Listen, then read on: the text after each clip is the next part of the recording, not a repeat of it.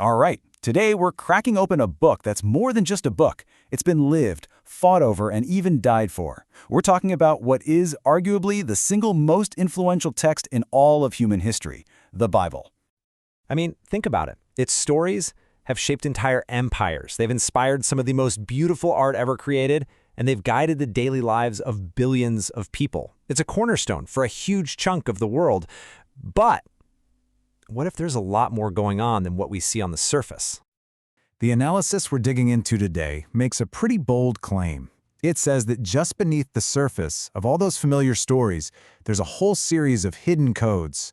We're talking about layers of meaning that were either intentionally put there or, maybe even more interestingly, systematically censored and hidden over centuries.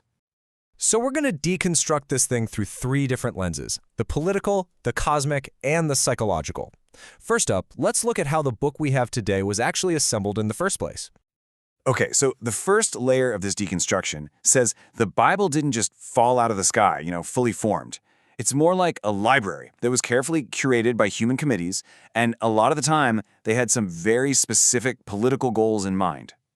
And this timeline here, it shows you how that control was really cemented over hundreds of years.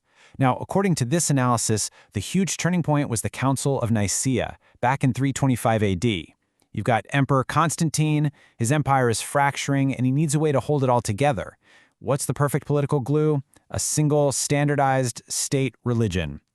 This council started a long process of literally voting on which religious texts were in and which were out. That control continued with things like the Latin Vulgate, and it was later challenged by people like William Tyndale, who paid for it with his life. And this slide right here really gets to the heart of what was at stake. On one side, you've got the Orthodox view, the one that won.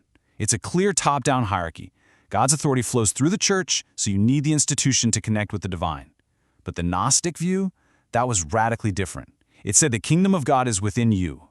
All of a sudden, you don't need a priest, you don't need a bishop. Can you see how dangerous that idea was to the established power structure? It's why texts that promoted it were systematically hunted down, branded as heresy, and destroyed. And the control didn't just stop at picking the books. For more than 1,000 years, the Bible was basically locked away in Latin. It was like a firewall. Only the clergy could read it, which gave the church a complete monopoly on what it meant. So when brave translators like William Tyndale came along and tried to put it into English for regular people to read, the institution reacted with lethal force. Tyndale was executed. And why? Because his translation used words like congregation instead of church, and elder instead of priest, words that stripped the institutional hierarchy of its power, right there in the text itself. So, if the book was being shaped by politics down here on Earth, what if its deepest secrets are actually written up in the sky? The next layer of this deconstruction asks us to stop looking at committee notes and start looking up at the stars. And this brings us to this fascinating concept of astrotheology. Now, this isn't some new age idea. It's been around for a long time.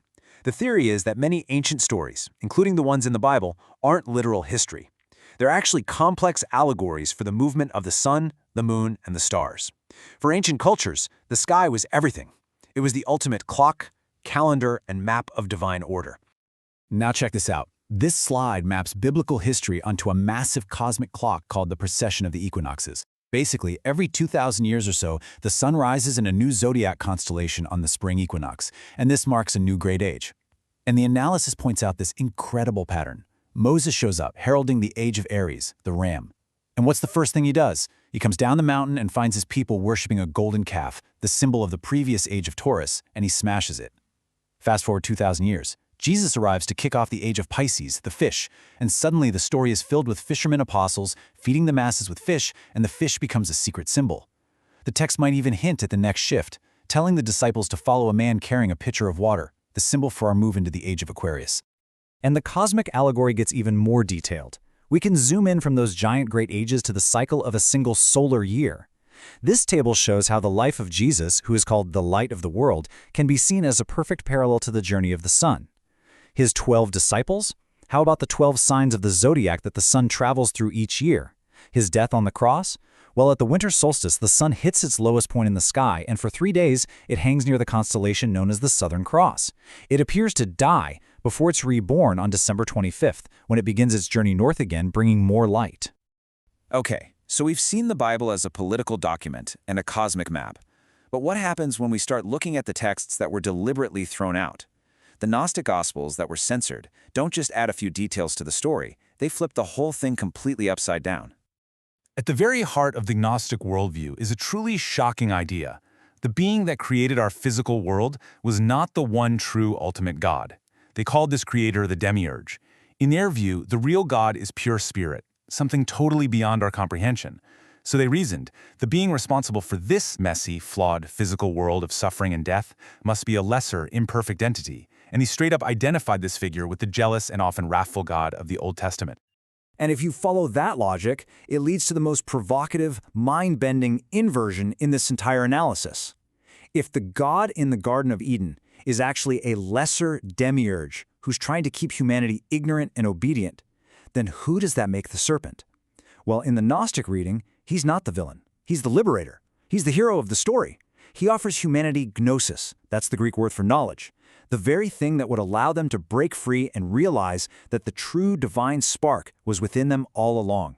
It doesn't just change a character, it flips the entire script on sin and salvation. So, if the Gnostics were onto something, and the whole point of the journey is to find the divine spark inside you, that unlocks the final code, it suggests the entire Bible isn't really about ancient history or cosmology at all. It might actually be a map of something much, much closer to home, your own consciousness.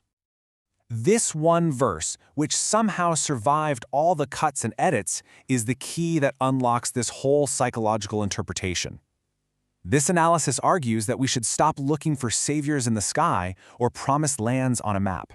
The entire epic drama is playing out right here, right now, inside our own minds. So in this psychological reading, the whole geography of the Bible becomes internal. Egypt isn't a country in Africa, it's a state of psychological bondage. It's being a slave to your ego, to your fears, to the material world. And those 40 years of wandering in the desert, well, that's the long, hard, internal journey of self-discovery and discipline. And the Promised Land? That's not a piece of real estate you conquer. It's the achievement of mental sovereignty, of inner peace. This reading completely transforms the Bible from some ancient historical account into your personal story. The Second Coming isn't an event you wait for, it's the potential awakening of your own higher consciousness. The crucifixion becomes a metaphor for the painful but absolutely necessary death of the ego, that part of you that's always seeking validation and control. And the resurrection? That's the emergence of your true, authentic self. The ultimate message here is that suffering isn't just a punishment, it's the very catalyst for transformation. So after deconstructing all of these layers, the analysis leaves us with this one powerful question. Is the Bible a tool of political control? A book designed to keep humanity in a state of obedient fear? Basically, a slave manual? Or, beneath all that, is it a coded guide to the cosmos and ultimately a roadmap to psychological liberation, a freedom code? The analysis suggests that both might be contained within its pages, and the choice of which one you decide to read is entirely yours.